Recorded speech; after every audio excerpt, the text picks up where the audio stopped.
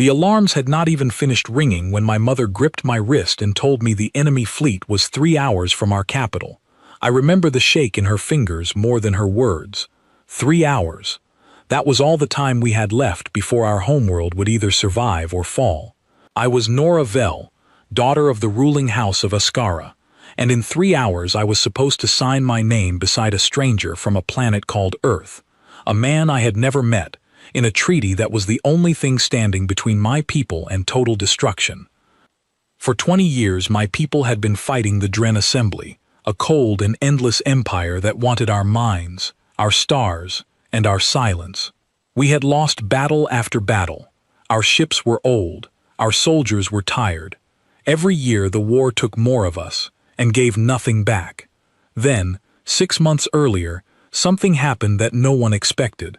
A single human ship answered a distress call from a border colony under attack. What followed was not really a battle, it was an ending. The Dren fleet, that had been advancing on that colony for weeks, was gone within a single night, and the humans who did it asked for nothing in return except a conversation. That conversation became a treaty, and the treaty required a bond between our peoples that could not be broken by politics alone. A marriage, my marriage. I stood in the tall mirror of my chamber, my hands shaking as the attendants fastened the last silver clasp of my ceremonial dress. Outside my window, our sky was still calm, streaked with the soft violet clouds of early morning, but I knew that calm was a lie. Somewhere above us, the Dren had already begun moving ships into position, testing to see if this new alliance was real or only a rumor.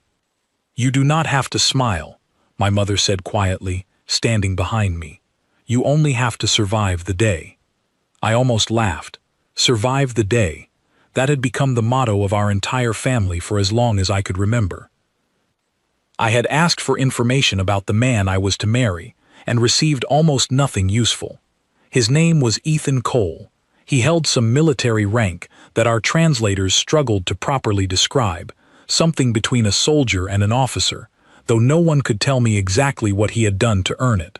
There were no images of grand victories, no speeches, no parades, just a quiet file with a quiet name. I expected someone hard, someone with the eyes of a conqueror, the kind of person who looks at the size of a fleet and starts counting how many pieces he can break it into.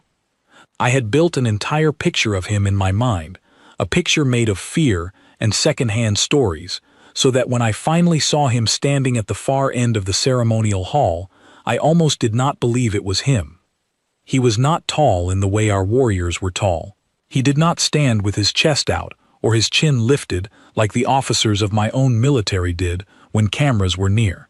He stood with his hands loosely at his sides, his shoulders relaxed, wearing a simple dark uniform without a single decoration pinned to it.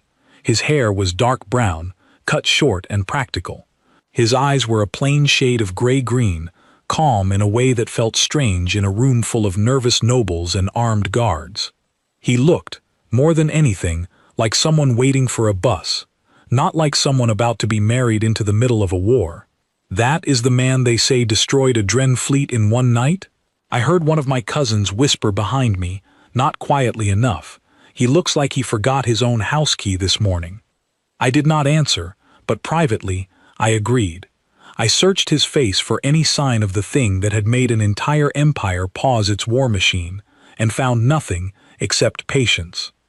When our eyes met across the hall, he offered a small, polite nod, the kind you might give a coworker in a hallway, not the kind a man gives the woman, about to become his wife in front of 100 witnesses.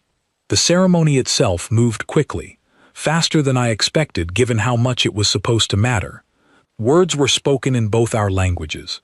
Papers were signed. A ring, simple and unadorned, was placed on my finger by hands that were steady in a way mine were not. When I finally stood close enough to him to speak, my voice came out sharper than I intended. "You do not look like a soldier," I said in his language, which I had studied for exactly 6 weeks before this day. "I get that a lot," he answered, and there was the faintest curve at the corner of his mouth. Not quite a smile, but close enough to make me suspicious of it. "Congratulations to us, I suppose." "You suppose," I repeated. This is my entire world's survival, and you suppose. Something shifted in his expression then, quick and gone almost before I caught it. Not offense, something closer to understanding. I know exactly what this is, he said, his voice lower now, meant only for me. I'm not taking it lightly.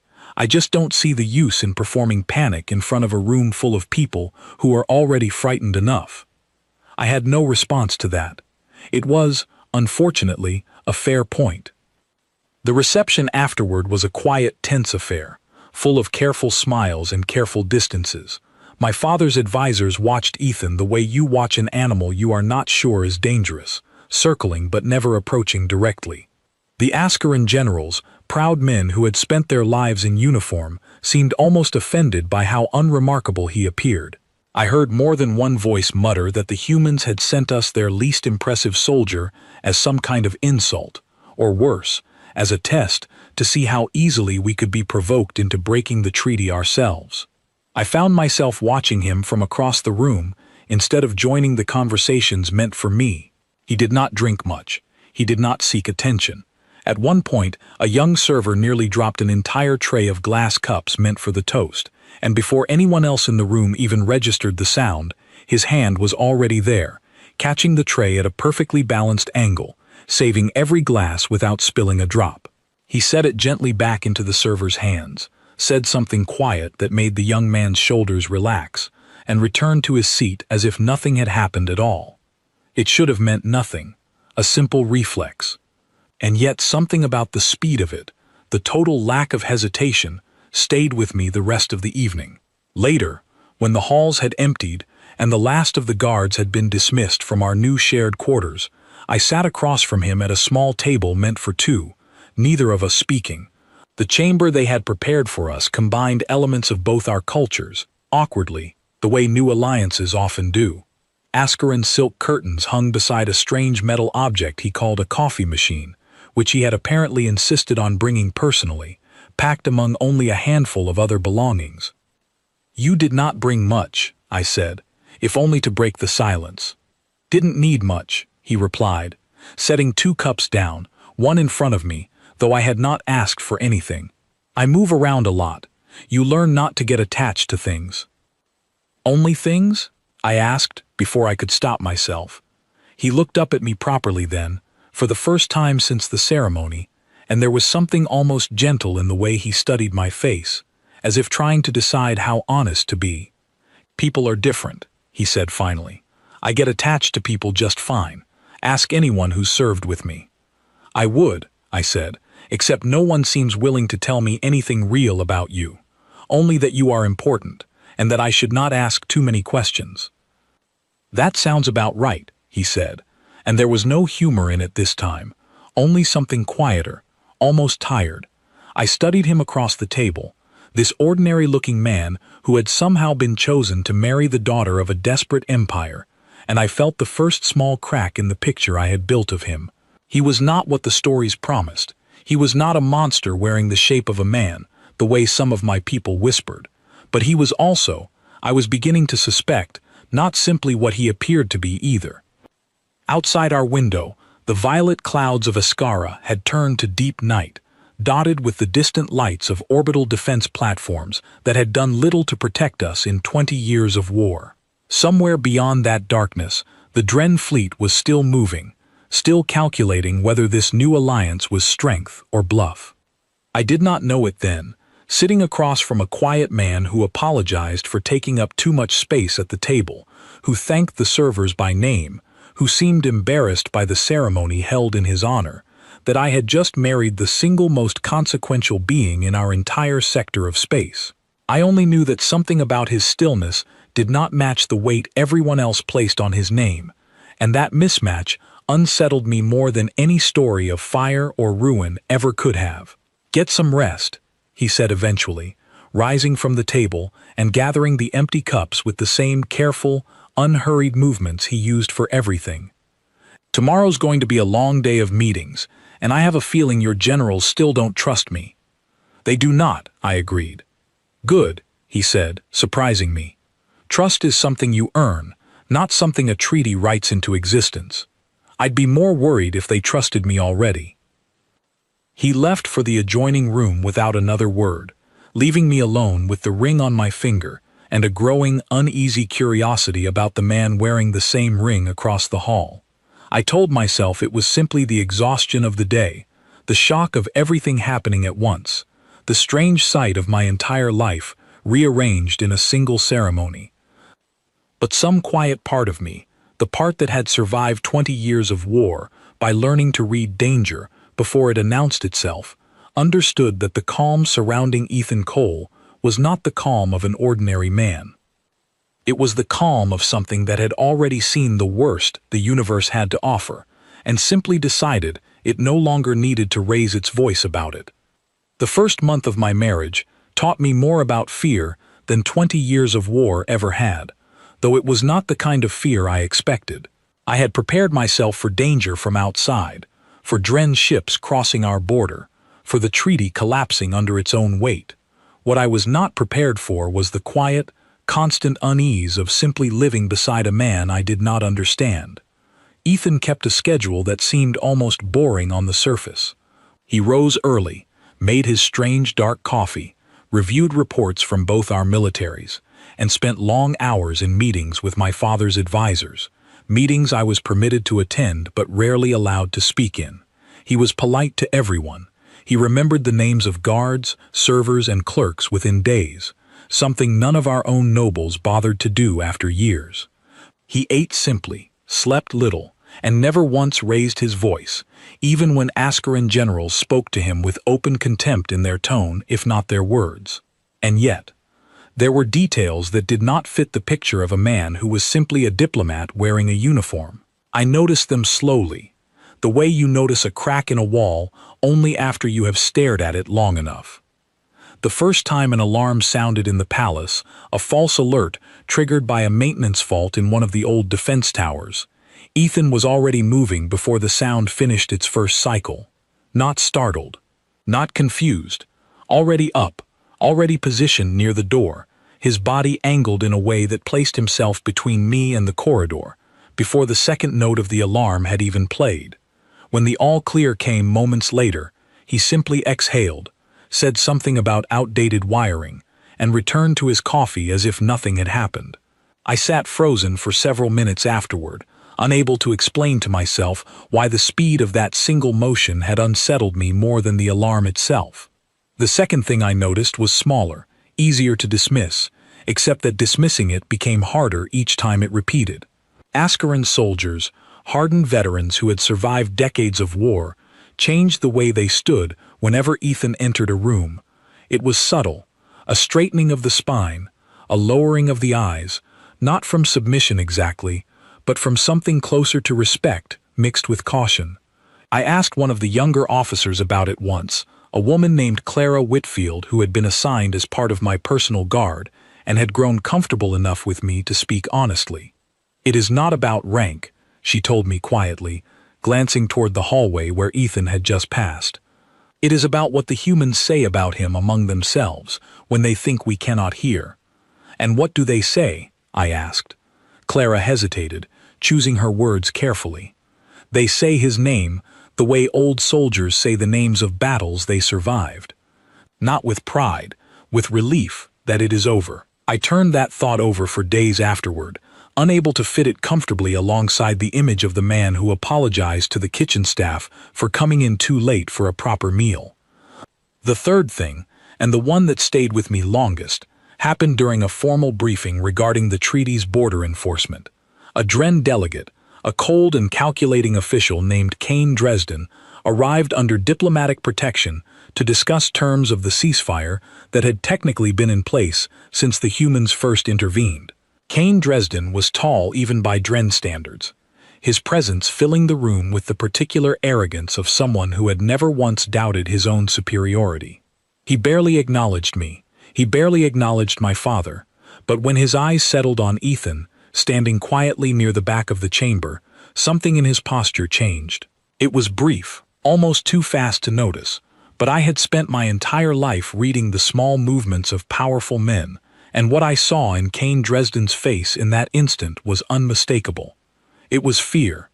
not the polite caution the Askaran generals showed. Real fear, quickly hidden, quickly replaced with forced composure, but present nonetheless. Dresden's gaze flicked toward Ethan only once during the entire meeting, and after that, he seemed to angle his body carefully to avoid a direct line toward him, as though putting distance between himself and Ethan without appearing to do so intentionally. After the meeting ended and the Dren delegation departed, I found Ethan alone on the balcony, overlooking the palace gardens, staring out at nothing in particular. "You knew him," I said, not quite a question. "Not personally," Ethan replied, without turning around, "but I know what he represents." Dresden was part of the command structure during the incident at the border colony 6 months ago, the one that started all this. The one where you— I stopped myself, unsure how to finish the sentence. "The one where things went badly for the Dren fleet stationed there," he said carefully. "Yes." "You were there," I said. He was quiet for a long moment before answering. "I was there." "What happened?" I asked, my voice quieter now, genuinely curious rather than accusatory. He turned to face me then, and for the first time since our wedding day, I saw something in his expression that looked almost like exhaustion, the kind that lives deep in the bones rather than the body. "Something happened that I would rather not discuss over garden views and formal dinners," he said gently. "Not because I'm hiding a great secret from you, because some things are heavier when spoken aloud than when left quiet." I wanted to press further, but something in his tone told me this was not a door that would open through insistence. So instead, I asked something smaller. "Are you afraid of him, Dresden?" Ethan almost laughed at that, a short, surprised sound. "No," he said. "If anything, it should probably be the other way around." I did not understand what he meant then, not fully. I understand it now, looking back, with the clarity that only comes after living through everything that followed. Over the following weeks, reports began arriving from our border colonies that painted an uneasy picture. Dren ships, technically bound by the ceasefire, were being spotted in greater numbers near contested territories. Communications intercepted by our intelligence division suggested internal disagreement within the Dren command structure, some factions insisting the humans' involvement had been a temporary anomaly, a single lucky strike that could not be repeated, while others urged extreme caution. My father grew increasingly anxious during our private conversations, his optimism about the treaty thinning with each passing week. "The Dren were never a people who accepted a single defeat as final," he told me one evening, his voice heavy with the particular fatigue of a man who has spent his entire life fighting a war he never wanted. "They will test this alliance. It is only a matter of when and where." I relayed these concerns to Ethan that night, expecting reassurance, or perhaps confident dismissal. Instead, he simply nodded, unsurprised. "Your father's instincts are good," he said.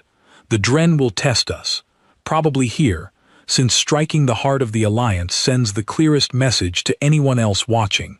It's what I would do, in their position." "That is not comforting," I said. "It's not meant to be comforting," he replied. "It's meant to be honest. Comfort is a nice thing to have, but it's not useful for planning." I found myself, in those quiet weeks, slowly changing the way I saw him. Not the sudden dramatic shift of discovering some hidden monster beneath a calm surface, but something slower and more complicated, a gradual understanding that his stillness was not the absence of danger, but the discipline of someone who had decided long ago that panic served no purpose. I began paying closer attention to the small moments others might have overlooked, the way he positioned himself near exits without seeming to think about it, the way he listened to military briefings with a level of attention that missed nothing, even while appearing relaxed, the way visiting officers from other human vessels, when they occasionally passed through Askaran space, greeted him with a formality that felt entirely different from the casual respect he received from our own people, something closer to reverence, quickly hidden beneath professional courtesy. One evening, weeks into our marriage, I finally worked up the courage to ask him directly about his past, choosing a quiet moment after a long day of meetings, when the palace had gone silent around us, and the strange comfort of routine had settled between us like an unspoken agreement. "Tell me something true about yourself," I said. "Not a report, not a title. Something true." He considered this for a long moment, turning his cup slowly between his hands. "I grew up in a small town," he said eventually. "Nothing special about it. I joined up young, mostly because I didn't know what else to do with myself, and it seemed better than staying still. I've served longer than I probably should have. I've seen things I don't talk about, not because they're secret, but because talking about them doesn't change them, and mostly just makes the people listening feel worse without making me feel any better." "That is not really an answer," I said gently. "No," he agreed, with something like a tired smile. "It's the truth, though, just not the kind you were hoping for." "What kind was I hoping for?" "The kind where I tell you exactly what I am," he said, "so you can stop wondering whether you married a man or something else wearing a man's shape." I did not deny it. There was no point pretending otherwise, not after everything I had noticed in those quiet weeks. "Which is it?" I asked softly. He looked at me for a long moment, something unreadable passing behind his calm eyes. "I'm just a man," he said finally. "One who has done things a man probably shouldn't have to do, more than once. That doesn't make me something else. It just makes me tired in a way that doesn't show on the outside." I wanted to believe him completely. Some part of me did, but another part, the part shaped by 20 years of war and a lifetime of reading danger in the small movements of powerful men, understood that whatever tiredness lived behind his calm exterior, it belonged to something far larger than an ordinary soldier's fatigue. The peace we lived inside during those weeks felt, increasingly, like the stillness before a held breath, the kind that exists only because everyone involved knows what comes next, and is simply choosing not to say it aloud yet. I did not have to wait much longer to find out. 3 weeks after that conversation, an emergency alert tore through the palace in the middle of the night, and this time it was not a maintenance fault in an old defense tower. It was real. The sound that woke me was not the gentle rising tone of a maintenance alert. It was sharper, harsher, a pulse designed to cut through sleep and panic, the body into motion before the mind even understood why. I was on my feet before I fully registered being awake, my heart already pounding against my ribs, my hands searching for a robe in the darkness of our chamber. Ethan was already dressed. I do not know how long he had been awake before the alarm sounded, or whether he had been sleeping at all, but by the time I turned toward his side of the room, he was fastening the last clasp of a dark uniform I had never seen him wear before, one without the ceremonial markings of our earlier meetings, plain and practical in a way that made my stomach tighten with a fear I could not yet name. "What is happening?" I asked, my voice unsteady despite my best efforts to control it. "Dren ships crossed the border 40 minutes ago," he said, his tone calm but clipped. The careful stillness I had grown used to now edged with something harder underneath. "Bigger force than any scouting report predicted. They're not testing anymore. This is a full assault, aimed directly at the capital." The words landed like a physical weight. 20 years of war had taught me the shape of fear, but this was different, sharper, more immediate. This was not a distant battle reported through official channels days after the fact. This was happening now, above our own sky, above the palace where I had grown up, where my family still slept in the rooms down the hall. "How long until they reach us?" I asked. "Not long," he said. "Our outer defense platforms won't hold them for more than an hour, maybe less. I need you to listen to me carefully, and I need you to trust what I'm about to say, even if none of it makes sense right now." I nodded, though every instinct in my body wanted to run toward my family, instead of standing still to listen. "Stay in the lower shelter with your parents and the household staff," he said. "Clara will escort you there personally. Whatever you hear, whatever reports come through, do not leave that shelter until someone you trust confirms it is safe." "And you?" I asked, though some part of me already suspected the answer, had suspected it for weeks without allowing myself to fully acknowledge it. "I'm going to the outer perimeter," he said. "Alone?" The word came out sharper than I intended, disbelief and fear tangled together. "Ethan, there is an entire fleet approaching. You cannot simply walk out to meet it." Something in his expression softened then, just slightly, the first genuine crack I had seen in his composure since the alarm began. He crossed the room and took my hands in his grip steady in a way that should have been comforting and instead only deepened my dread. "I need you to trust me," he said quietly, "not because I'm asking you to believe something impossible, because I've done this before and I know exactly what I'm capable of, even if you don't yet." "That is exactly what frightens me," I said honestly. "I know," he said. "I'm sorry for that. I wish I could have told you everything sooner, in a quieter moment, somewhere that wasn't the middle of an emergency. But right now, the only thing that matters is that you get somewhere safe, and let me do what I need to do." There was no time to argue further. Clara appeared at the doorway, her expression tight with urgency, and within moments I was being guided through familiar corridors that now felt foreign in the chaos of emergency lighting and hurried footsteps.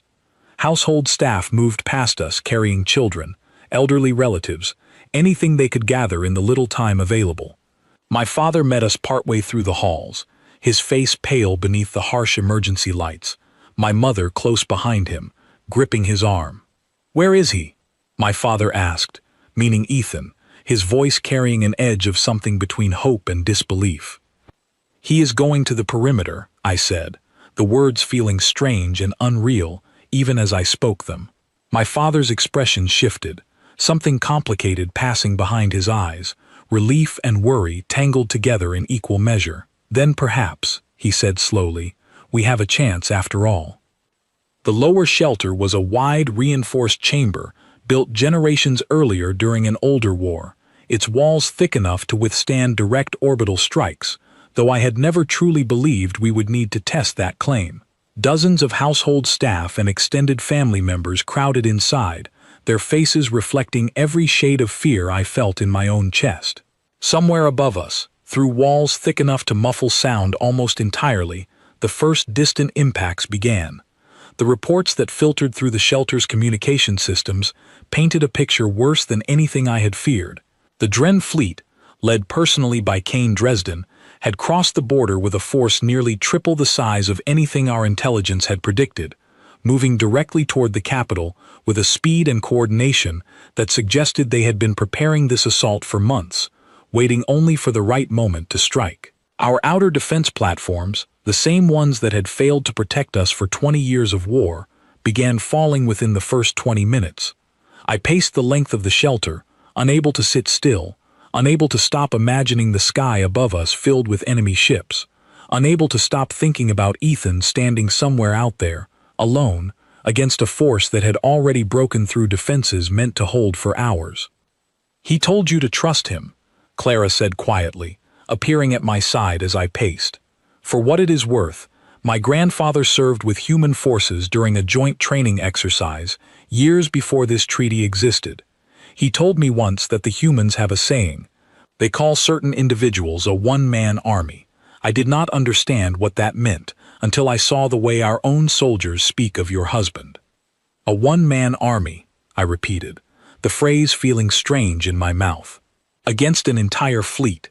I do not know what is happening out there," Clara admitted, "but I know that every soldier who has ever served alongside him speaks as though they witnessed something they still do not fully believe themselves."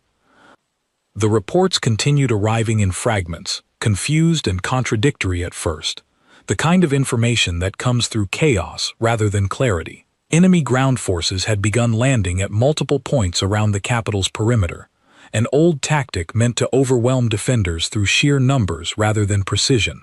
Our own soldiers, brave but exhausted from 20 years of losing battles, held their positions with a desperation that felt more like sacrifice than strategy.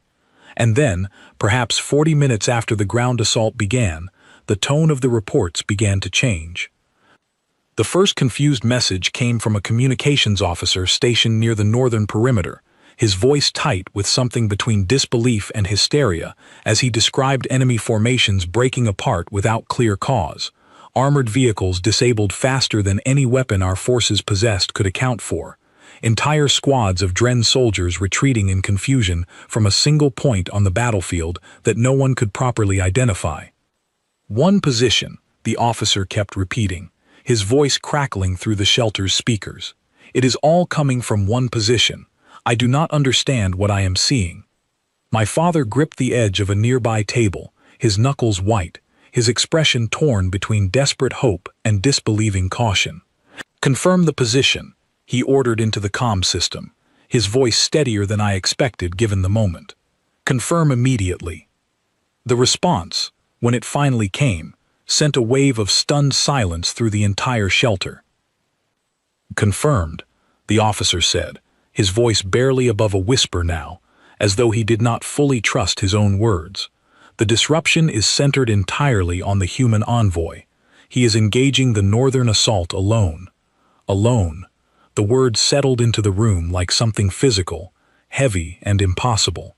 I thought of the man who apologized to servers for coming late to dinner, who remembered the names of every guard in the palace, who caught falling glasses with a reflex too quick to properly notice, and I could not reconcile that image with whatever was happening beyond the walls of our shelter.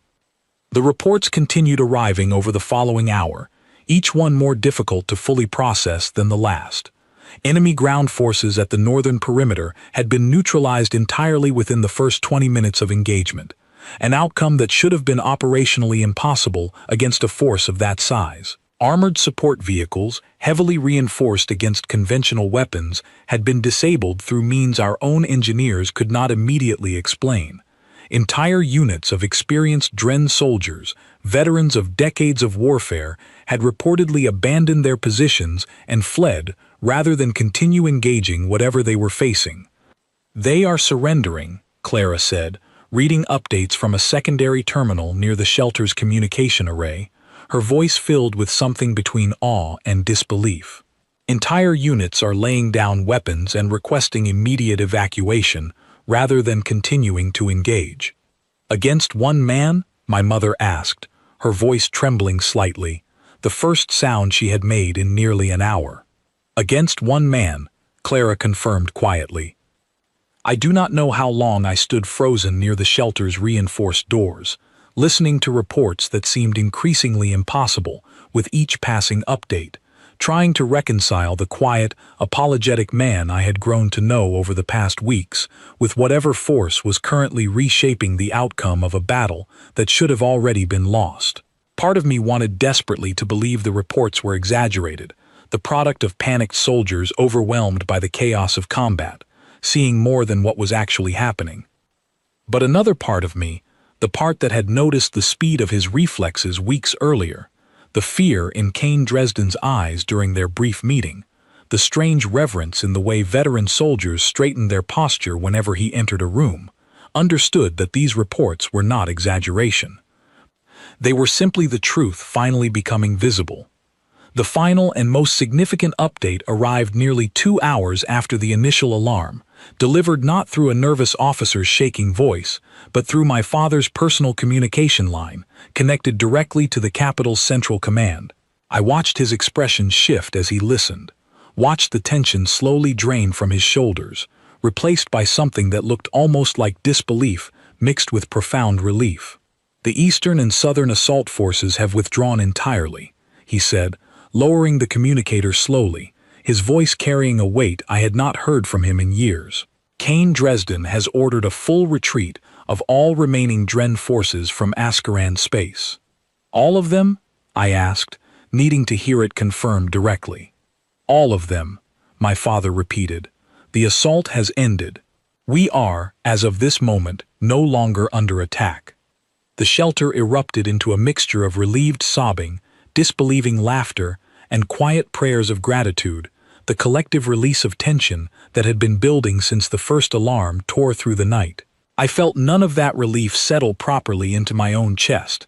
Not yet, my mind still caught on the impossible scale of what had apparently just occurred, still caught on the image of Ethan standing alone against a force that outnumbered him by thousands, still caught on the question of what exactly I had married without fully understanding.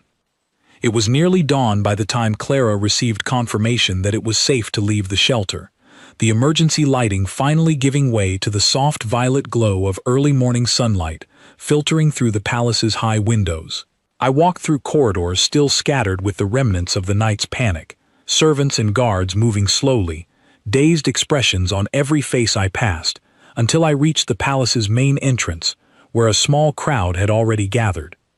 Ethan stood near the center of it, his uniform marked with dust and the particular exhaustion of a long night, though his posture remained steady, controlled, the same quiet calm I had come to associate with him since our wedding day. Around him, Askaran soldiers stood in a loose formation, their expressions no longer carrying the doubt or contempt they had shown weeks earlier, replaced now with something closer to reverence, the same look Clara had described her grandfather giving to human soldiers who had witnessed things they still did not fully believe. He saw me approaching and his expression softened slightly, some of the guarded tension leaving his shoulders. "Are you hurt?" he asked, his voice quiet, the same simple question he might have asked after any ordinary difficult day, as though he had not just single-handedly turned back an assault that should have overwhelmed our entire capital. "Are you asking me that question?" I said, my voice unsteady, disbelief and relief tangled together, "after what you apparently just did." Something flickered behind his calm eyes, an old tiredness I had glimpsed only briefly during our earlier conversations, now fully visible in the pale morning light. "It's always the first question I ask," he said quietly. "Old habit." I looked at him then, truly looked at him, searching for some visible sign of the force that had reportedly broken an entire assault force within hours, and found only the same quiet, unassuming man I had married weeks earlier, tired now, in a way that seemed to reach far deeper than a single sleepless night. "You need to tell me everything," I said softly. "Not tomorrow. Not when it is convenient. Everything, Ethan." He held my gaze for a long moment, something resigned settling into his expression, as though he had known this conversation was coming and had simply been delaying it as long as possible. "All right," he said finally. "Everything." Behind us, the soft light of early morning continued rising over a capital that, against every expectation built over 20 years of losing war, remained standing. We sat together in a small private room overlooking the gardens, the same balcony where he had once told me some things were heavier when spoken aloud. The morning light had grown stronger now, gentle and golden, utterly at odds with the exhaustion still visible in the lines of his face. He had removed the dust-marked uniform and changed into something simpler, and for a while he simply sat in silence, turning a cup of the dark coffee he favored slowly between his hands, as though gathering the courage to begin. "Before humanity ever met your people," he said finally, "we spent a long time out among the stars, completely alone, or at least believing we were alone. When we finally started encountering other civilizations, most of them were curious, some were cautious, and a small number decided the safest response to a new species was to test how easily we could be destroyed. The Dren were not the first," I said, understanding slowly. "No," he agreed, "they were not the first, and they will likely not be the last, but they were among the more persistent ones. Early contact between our peoples did not go well. There were several incidents, smaller than what happened here, but enough to establish a pattern. Enough that certain individuals within our military were assigned to specific regions considered high risk, tasked with responding quickly if diplomatic solutions failed. You were one of those individuals," I said. "I am," he confirmed, "though the term isn't entirely accurate anymore. What started as a straightforward assignment became something larger over time, mostly because the alternative to what I do would require deploying entire fleets to situations that a smaller, faster response could resolve instead, often before real damage occurs. The border colony," I said quietly. 6 months ago. What actually happened there?" He was silent for a long moment, his eyes fixed somewhere beyond the garden, somewhere I could not follow. "The Dren fleet stationed there had been given orders to make an example of the colony," he said finally, his voice measured and careful. to demonstrate what happens to worlds that align themselves with humanity before the alliance could properly form. I was already in the region when the distress call came through, closer than any conventional fleet could have arrived in time. And you went alone. I went alone, he confirmed. It's usually more effective that way.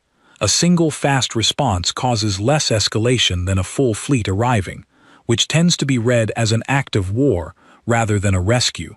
By the time backup arrived, the situation had already been resolved. Resolved, I repeated softly. Ethan, an entire fleet. An entire fleet, he agreed, and something in his expression tightened, an old weight settling back into his features. I'm not proud of what happened there, if that's what you're imagining. It wasn't a triumph. It was necessary, and it was fast, and afterward, I did not sleep properly for a long time. Why does it not show? I asked. Whatever you carry from that, from tonight even, why does none of it show on your face? He considered the question carefully, as though it deserved more thought than most of what had been asked of him that morning. Because showing it doesn't help anyone, he said eventually. Not the people I'm protecting, and not the people I have to face afterward. Panic spreads faster than calm does. If I let what I carry show every time, it would make everyone around me carry it too, and that doesn't serve any purpose except making more people afraid. It might help me, I said quietly, to understand you better, if you let it show sometimes. Something shifted in his expression at that, a small crack finally appearing in the careful composure he had maintained since the moment I first saw him standing in the ceremonial hall. You're right, he admitted. I've spent so long keeping this steady for the sake of the people around me that I forgot to consider what it might mean for the person closest to me, to never see anything underneath it. Then let me see it now, I said. Not the soldier, not the legend the Dren commanders apparently fear enough to abandon an assault over. Just tell me honestly, how are you, after tonight? He set the cup down slowly, and for a long moment, he simply looked tired, genuinely and openly tired, in a way I had not seen from him before, not during the wedding, not during the weeks of careful distance, not even during the chaos of the emergency alarm hours earlier. Tired, he said finally, the word carrying more weight in its simplicity than any lengthy explanation could have. More tired than I usually let myself admit. Every time this happens, it takes something out of me that doesn't fully come back. I don't regret doing it. I would do it again tonight, if it meant your family, your people, stayed safe. But I'm not going to pretend it cost nothing, not to you, not after everything that just happened. I reached across the small table and took his hand, an instinct I did not fully examine before acting on it. Thank you, I said quietly, for telling me the truth, finally. I should have told you sooner, he admitted. I told myself I was protecting you from unnecessary fear, letting you know the man before the reputation. But I think, somewhere along the way, I was also protecting myself from having to explain something I don't fully know how to explain, even to people who already know exactly what I do. Why did Kane Dresden retreat the moment he realized it was you? I asked, curious despite the heaviness of the conversation. Clara said something about a saying, among human soldiers, a one-man army. A faint, tired smile crossed his face at that, the first genuine humor I had seen from him since the alarm sounded hours earlier. It's not a title I chose for myself, he said. I'm not entirely comfortable with it, if I'm honest. But after enough encounters like the one 6 months ago, word travels through enemy command structures the same way it travels through our own. Dresden knew exactly what continuing that assault would cost his forces, because he'd already lost an entire fleet finding out the answer once before. So he ran, I said. He ran, Ethan confirmed, which honestly was the smartest decision he could have made tonight. It saved lives on both sides. I'd rather an enemy retreat in time than force a situation where retreat is no longer possible. I studied him for a long moment, this quiet man who apologized for taking up space at dinner tables, who had somehow, within the span of a single night, become the reason an empire's assault crumbled before it could properly begin. The gap between those two versions of him no longer felt like a contradiction.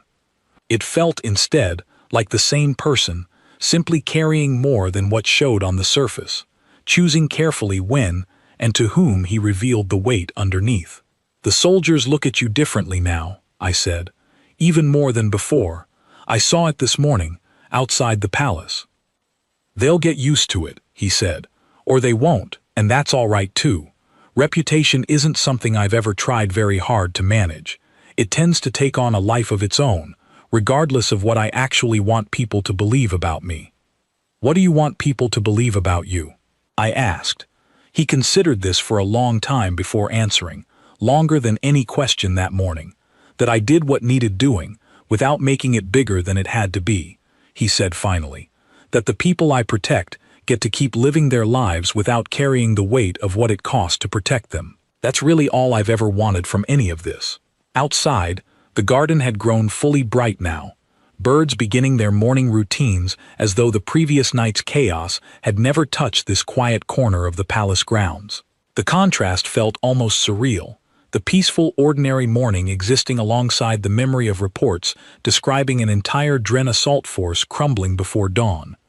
"There will be consequences from this," I said eventually, my mind turning toward the political realities that would inevitably follow such a dramatic event.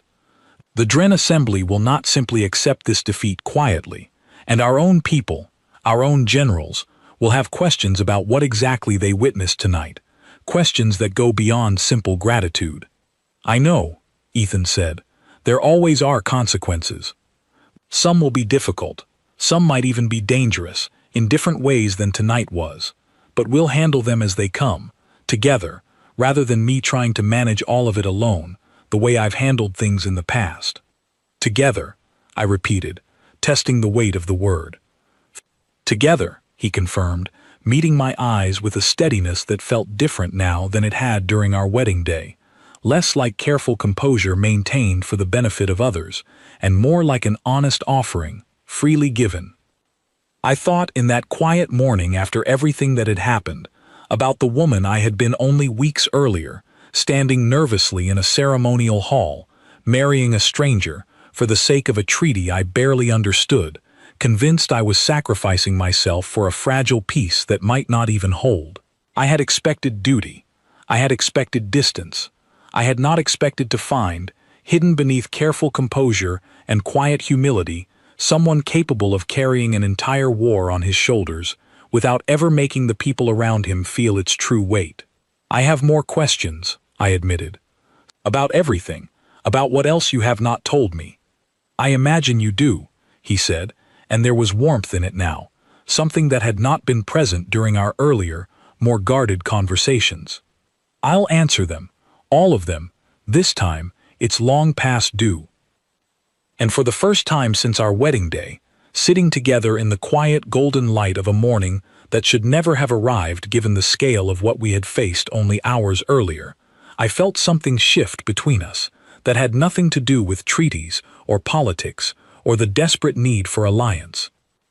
It felt, simply and quietly, like the beginning of something real. The weeks that followed the assault on our capital changed our world in ways I could not have predicted, even after everything I had witnessed. News of the failed attack spread quickly, not only across Askaran space but through the wider network of neighboring systems that had spent decades watching our war with the Dren Assembly from a cautious distance. What had once been dismissed as a temporary anomaly, a single lucky victory at a border colony 6 months earlier, was now impossible to explain away so easily. An entire assault force, prepared over months and launched with overwhelming numbers, had crumbled within hours against the actions of a single individual. The Dren Assembly, humiliated and shaken by Cain Dresden's retreat, entered a period of internal conflict that our intelligence division tracked closely over the following weeks.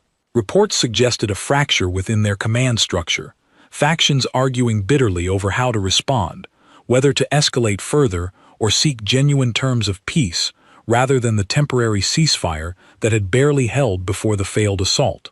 I watched my father navigate these developments with a caution that had not been present in him for years, the desperate exhaustion of a man who had spent 2 decades fighting a losing war, slowly giving way to something that looked, tentatively, like hope. Ethan remained largely unchanged throughout this period, at least outwardly.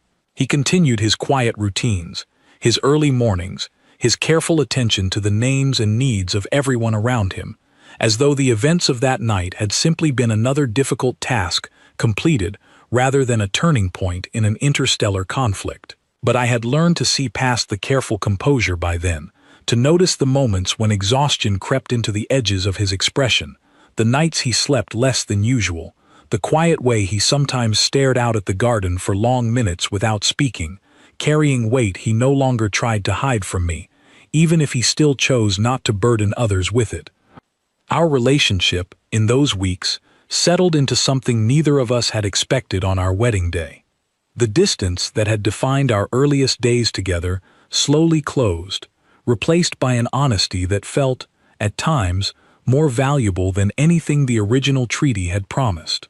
He told me more about his past, carefully and gradually, not all at once but in small pieces offered during quiet evenings, stories of other border conflicts, other tense negotiations, other moments where careful diplomacy failed and something faster and more decisive became necessary. I began to understand that the reputation surrounding him, the fear in Kane Dresden's eyes, the reverence in our own soldiers' posture, was not built on a single event, but on a long pattern of similar moments, each one carefully managed to prevent larger wars from ever properly beginning.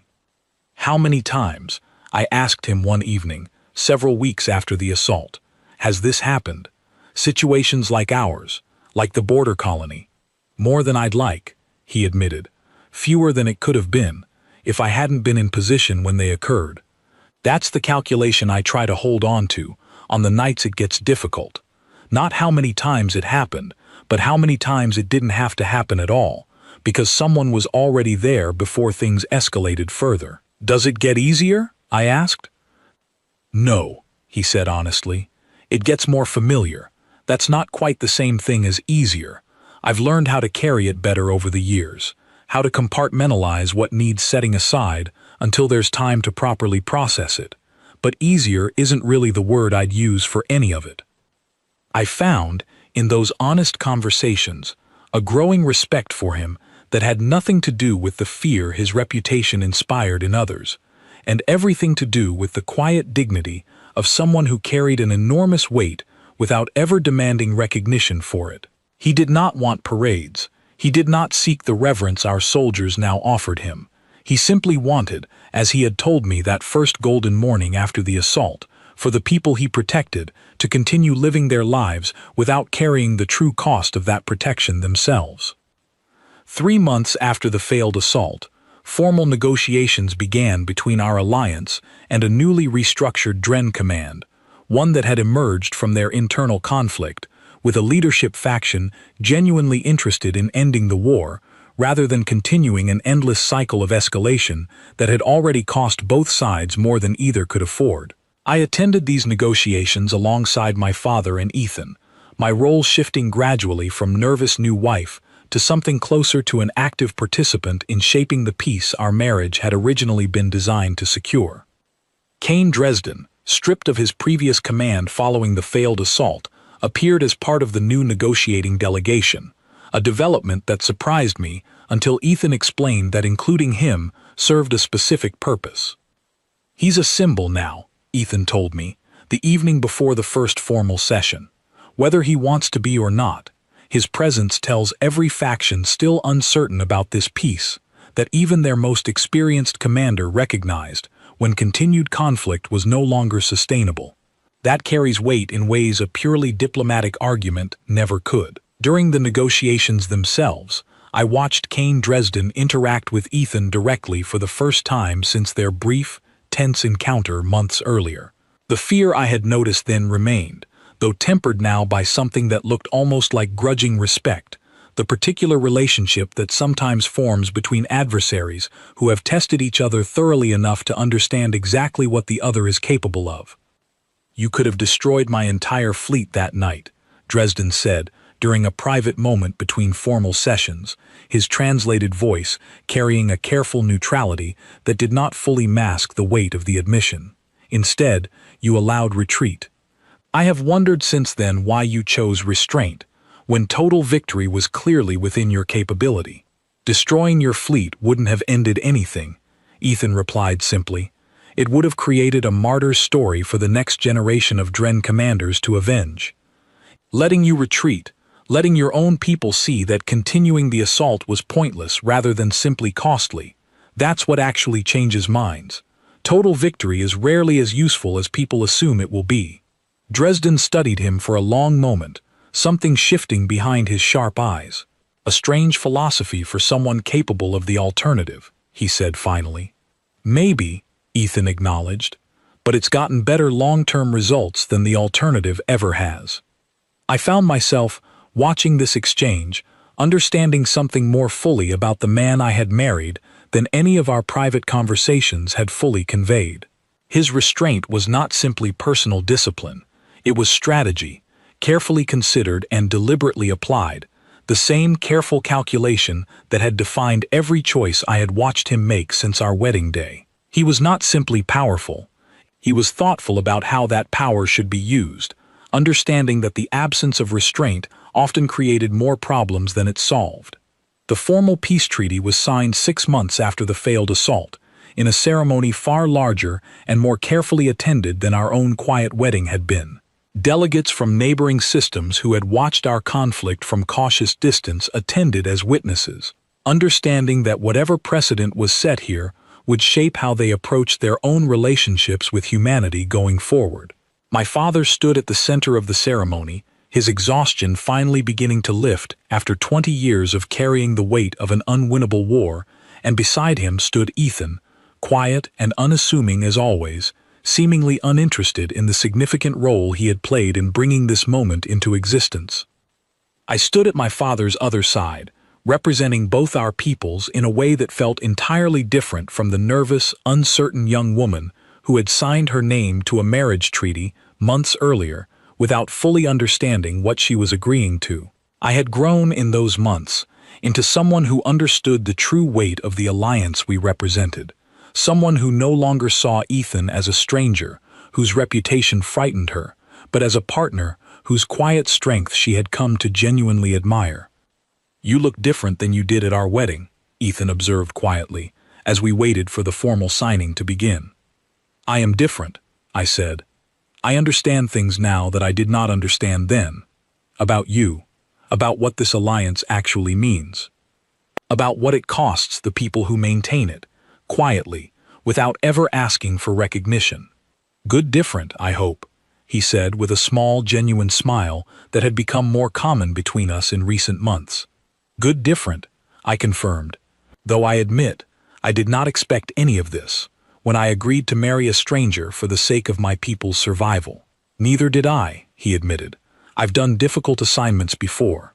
Diplomatic marriages meant to secure alliances, quiet postings meant to prevent larger conflicts before they could properly begin. I expected this to be another one of those, honestly. Something professional, something managed carefully but kept at a careful distance." "And instead?" I asked.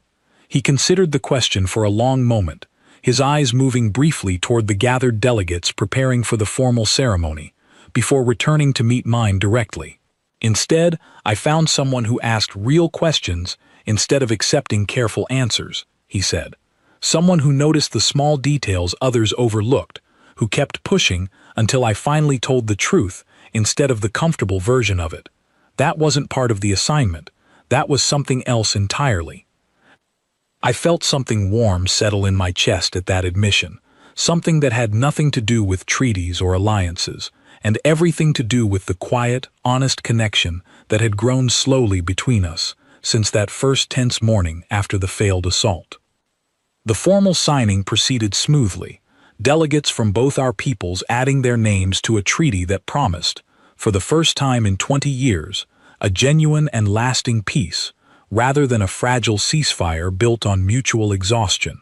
Kane Dresden, present as part of the Dren delegation, offered a formal nod toward Ethan as the ceremony concluded, a gesture that carried more weight coming from him than any lengthy speech could have managed. Afterward, as the gathered delegates began the slow process of departing, celebrating quietly among themselves, the achievement of a peace that had once seemed impossible, I found a quiet moment alone with Ethan on a balcony, overlooking the same gardens where he had first told me some things were heavier when spoken aloud.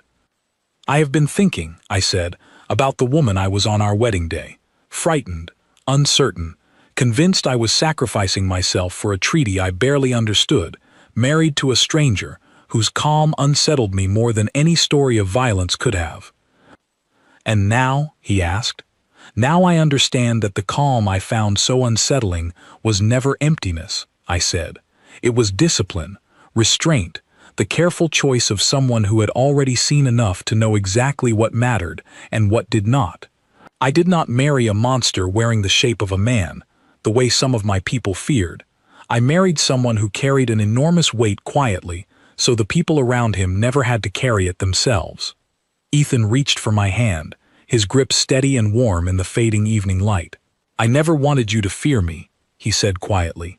"That's part of why I kept things distant at first, why I let you know the ordinary version of me before you ever learned what I was capable of doing. I wanted you to choose this, eventually, not because duty required it, but because you actually wanted to." "I do," I said, and I meant it fully, without hesitation, in a way I could not have imagined feeling during our uncertain wedding day months earlier. "I choose this. I choose you. Not because a treaty demands it, but because I have watched you carry an entire war on your shoulders, without ever asking anyone to notice the cost, and I cannot imagine wanting anyone else beside me." He drew me closer then, and for a long, quiet moment, neither of us spoke, simply standing together in the soft evening light, the distant sounds of celebrating delegates fading into the background of a peace that had finally, truly arrived. I think often, now, about that frightened young woman standing nervously in a ceremonial hall months earlier, convinced she was sacrificing everything for the sake of her people's survival.